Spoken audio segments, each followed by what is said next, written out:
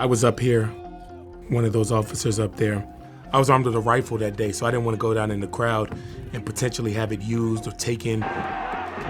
If these are the people that are going to be getting pardons, can you look at this and just say they deserve one?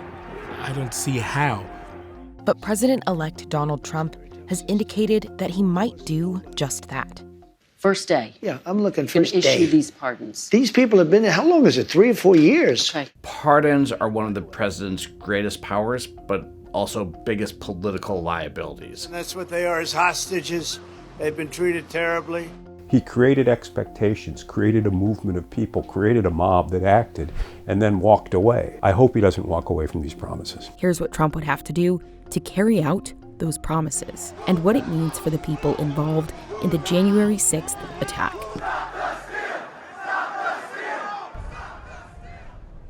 So I still served at the Capitol for 3 years after the insurrection. I left to run for Congress in a fight to continue to hold Donald Trump accountable. When I was unsuccessful, I became a surrogate for first Joe Biden and then switching over to Kamala Harris. I think that anybody who had anything to do with these incidents of that day need to be held accountable. Of the nearly 1,600 January 6th defendants, all have been charged with some form of trespassing or disorderly conduct, and more than a third have been charged with crimes involving assaulting, resisting, or obstructing law enforcement. What we went through that day wasn't normal, and we shouldn't normalize it. Save your country! A spokeswoman for Trump's transition team said in a statement to the Wall Street Journal that Trump will pardon Americans who were denied due process and unfairly prosecuted by the weaponized Department of Justice. I know the system. The system's a very corrupt system. She also said in a separate statement that pardons will happen on a case-by-case basis, but didn't give any details on who might receive them or when. A number of people accused in the attack are already lobbying the president-elect for pardons. One is Joseph Biggs, a leader of the far-right group the Proud Boys, which played a central role in the Capitol riot. He can be seen at the Capitol in footage from that day. Hey, we're on the concrete side, the east side of the Capitol front steps. Biggs was found guilty of seditious conspiracy, along with several other charges. Court records state that he and other group members helped recruit and lead a crowd that breached the Capitol. Biggs is currently serving a 17-year sentence. Biggs, what you gotta say? Dear Mr. President, his lawyer, Norm Pattis, sent Trump a letter a week after the election. you are now in a position to close a painful chapter in American history. On behalf of Joe Biggs, I am urging you to do so by granting Mr. Biggs' request for a complete pardon for his actions that day. I've heard all sorts of hand-wringing about January 6th.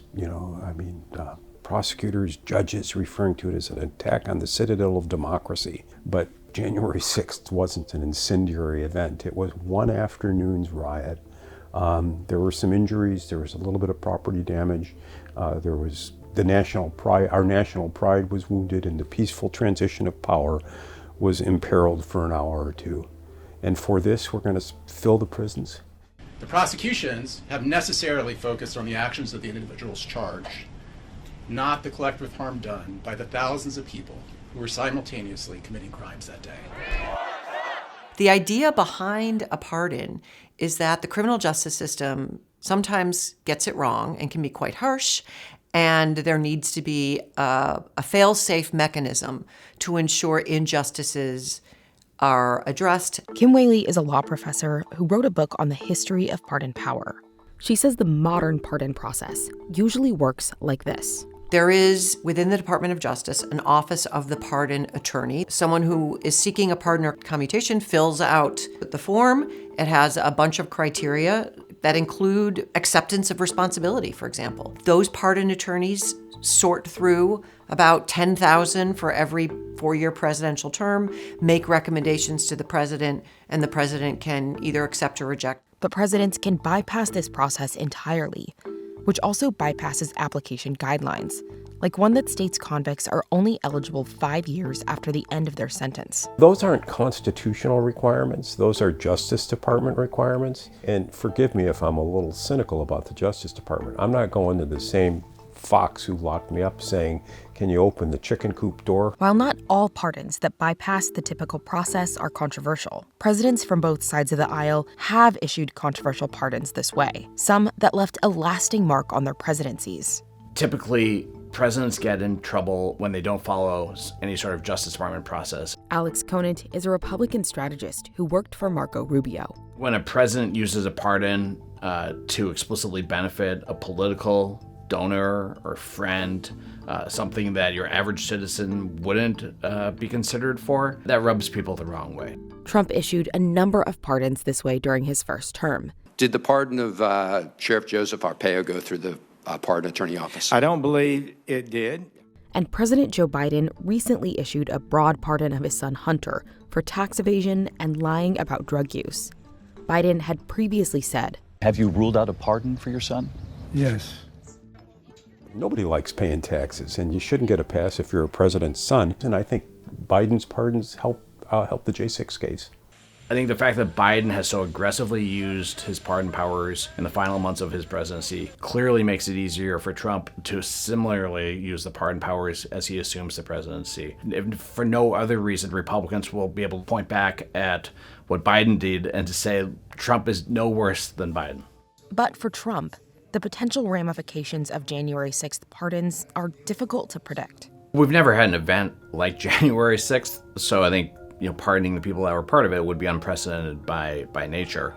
This is a groundbreaking concept of pardoning people who violently stormed the Capitol to try and wrest power from a legitimate government and hand it to the loser of an election. A pardon kind of, this may not be the word, but it excuses that behavior, or it says it's okay. So what is to stop them from doing something like that again? And it's unclear what kind of pushback Trump will receive within Washington.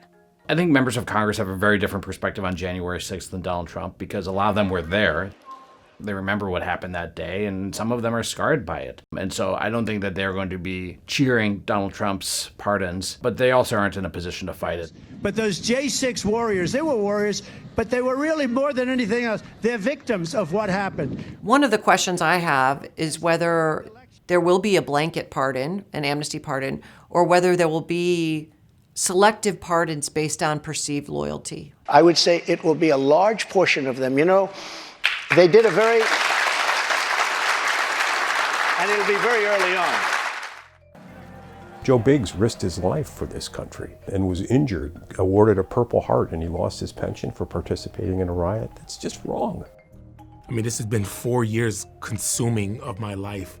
I wish I was still working at the U.S. Capitol. I wish I was still there, and we didn't have to live that ugly day that happened. But now it is a part of our history. It's not going away.